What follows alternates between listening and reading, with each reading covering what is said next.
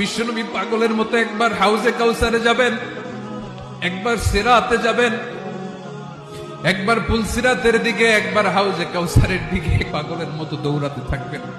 তার কোন গুনাহগার উম্মত যাতে জাহান্নামে ঢুকে না যায়, সেদিন কেউ সুপারিশ করতে পারবে না বিশ্বনবী ছাড়া। এজন্য ৫ নম্বর আল্লাহ বললেন, মান যাল্লাযী ইয়াশফাউ ইনদাহু ইল্লা বিইযনিহি। কার সাহস আছে, কার এত বড় বুকের পাটা কিয়ামতের কঠিন দিন আল্লাহর সামনে দাঁড়িয়ে সুপারিশ করবে? কারো ক্ষমতা নেই, কারো ক্ষমতা নাই। বিশ্বনবী সেদিন সিজদায় পড়ে উম্মতের জন্য কাঁদবেন, সবাই কাঁদবে, নফসি নফসি, আল্লাহ আমারে বাঁচাও, আল্লাহ আমারে বাঁচাও। বিশ্বনবী বলবেন, উম্মতি উম্মতি।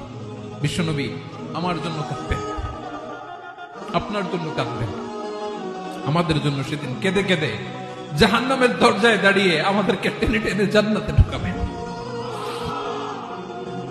এজন্য এই বিশ্বনবীর ভালোবাসা যেন আমাদের হৃদয়ে ভরপুর থাকে। আমার ভাইয়েরা, প্রতি শুক্রবার বিশ্বনবীর উপরে বেশি বেশি যেন আমরা দুরূদ পড়ি। আমরা যখন বিশ্বনবীর সালাম দেই, দুরূদ পড়ি,